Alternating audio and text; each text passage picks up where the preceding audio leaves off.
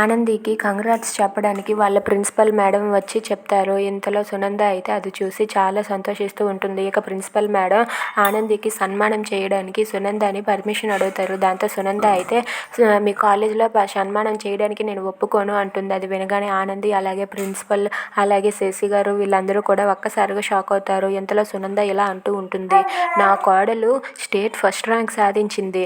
అది ఎవరి కోడలు అనుకుంటున్నారు? సునంద కోడలు. అంటే అలాంటి కాలేజీలో సన్మానం చేయడం ఏంటి? ఆ సన్మానం అక్కడ ఇక్కడ కాదు, నా ఇంటి దగ్గరే చేయండి. ఆ ఏర్పాట్లన్నీ కావాలంటే మేమే చూసుకుంటాము. నా కోడలి సన్మానం అంటే మా రేంజ్కి తగ్గట్టుగా ఉండాలి.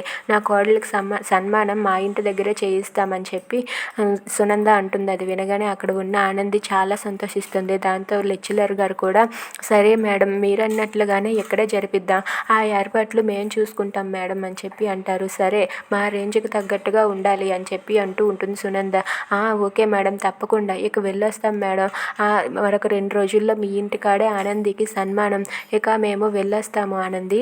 సరే మేడం మేము కూడా వెళ్ళొస్తామని చెప్పి అంటారు. ఇక వాళ్ళు వెళ్ళిపోయాక శశి అయితే అమ్మ ఆనంది, మీ అత్తగారు చూసావా, నీ సన్మానానికి ఒప్పుకోరు గల అనుకున్నాను, కానీ కాలేజీలో కాకుండా తన ఇంటి దగ్గరే తన కోడలు సన్మానం జరగాలని మీ అత్తయ్య గారు ఒప్పుకున్నారు. ఈ శుభ సమయంలో నువ్వేం కోరినా సరే మీ అత్తయ్య గారు ఇస్తారమ్మా.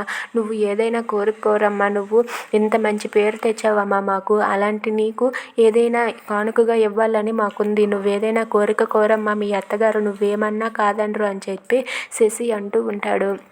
Please subscribe.